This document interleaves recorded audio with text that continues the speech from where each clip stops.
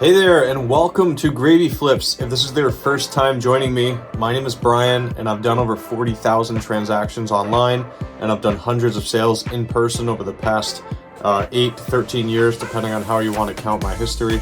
My wife and I have been doing reselling hard for the past about 6 years, since about 2016. On this channel, I always talk about what I bought or what I've resold over the past couple of days, both in person and online, and on Shopify and on eBay.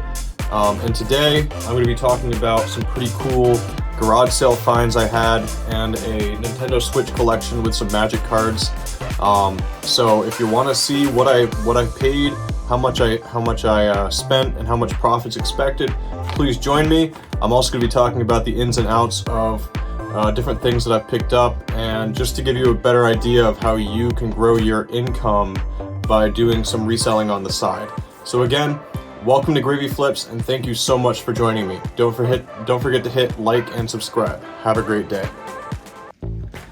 All right, my resellers, I'm going to start on this side of the table this time, just to kind of give you guys an idea of the of a Nintendo Switch bundle I bought for $275. I got this is just a normal Switch. It's not no LED or anything. I don't know what's up with this box, but I got a normal Switch with all these games, and I paid about $275 plus these two amiibos, which one is the what is that? Link's Awakening. That amiibo. It's still sealed, so it's really cool.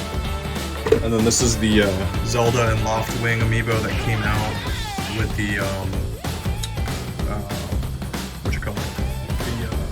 Skyward Sword game.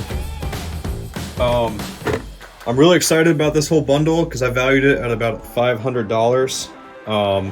This one I actually got at a garage sale, and it took me some time like negotiating with somebody, and they eventually went into their house and got it for me, so that was a really good deal. I got a bunch of Magic cards for like $10. Nothing too special, but you know, again, things to be out looking for if you're out at garage sales. You know, definitely Magic cards. You can get a whole box for like $10. It doesn't really matter what you pay. I got some interesting Dragon Ball Z cards.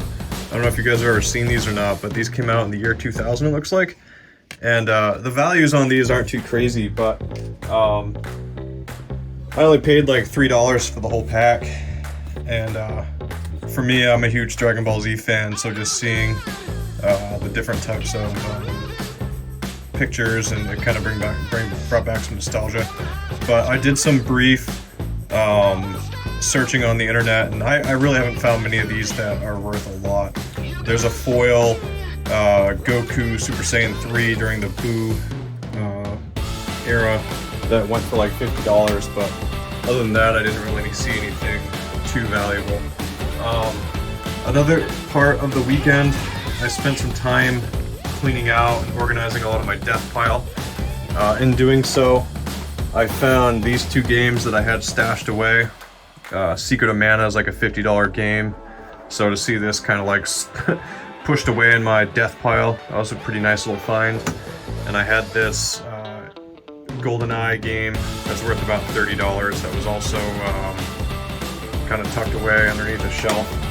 But my best find at a garage sale from this weekend was actually this Commodore stuff right here.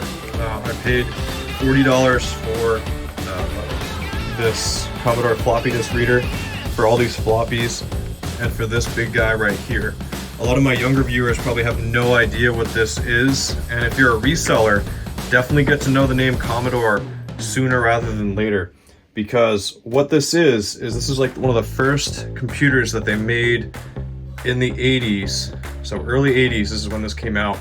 This is about the time that Atari first started doing its thing, just before the original Nintendo came out. These guys right here came out, and this, since I have it complete, well, I mean with the styrofoam, this actually sells for about $100. So paying $40 for this and the keyboard part of it is a pretty good deal. Now, I do want to bring your eyes over to here to kind of show you what this is right here. Some of my people who grew up in the 80s definitely have had a computer that looked like this. I happen to have a lot of history behind these, just because of a storage unit I got one time that did pretty well. I'll tell that story someday. But this is a computer guide, because this keyboard is actually the entire computer system. And these sell for about $100 to $150 if you have a way to test it. I've only tested this guy for power on functionality, but I just think it's really cool seeing that this is the original, you know, especially the VIC-20 is like the original computer that people first started gaming on. So if you see here, you'll see that like things were saved in bytes. It's like 3,583 bytes. That's like 4 megabytes. So this book tells you how to start programming, and believe it or not, oh yeah, one of the keys fall off. This actually was one of the first gaming consoles as well, because you could put a whole cartridge right in here, and you can put some other things right here. I'm not really sure what, but here's where the power cords go. I think nope, the power cords go here on the side. But that floppy reader had all the floppy games that you'd put in that, and then it would connect to that, and then you'd need like a monitor, and you could actually play old games like Pong or some of the earlier software that came out. And I mean, these here we go. Simply Calc. This is just like a huge floppy disk that I'm assuming allowed people to use a computer or a calculator on their computer, you know. And here's an early movie maker from the 80s. Isn't that crazy? You'd put this in that floppy reader, and then you'd use that computer to do it. So I think that's absolutely insane. This whole bag right here is just full of games and stuff for it. This might bring back some nostalgia for people. A good old Commodore sleeve. It tells you what you're looking at. So, in all, for this whole pickup that I did today, I'm looking at about $800 or so dollars in value. But let me sit down and calculate exactly what we're looking at in value. Alright, and welcome back to the part of the video where I calculate everything that I spent, and we figure out how much roughly I made over the weekend in profits. So as I said, let me see where I wrote it all down. Oh, here we go. I spent $275 on the Nintendo Switch bundle with the Amiibos. That was a really good deal. There's around $500 or so in value. Plus, I'd say around like 40 maybe for the Amiibos. I'm just guessing on that part. I forgot to look that up. But the Commodore stuff that I paid $40 for, that is about what? About $200 in value. I'm gonna have to go through all those floppy disks to figure out what really the value there is. I might just sell them as a bundle and put them in as an auction, because I don't have any way of testing them. I can only really test the machines for if they power on or not. I don't have a Commodore monitor, but thank you so much for joining me.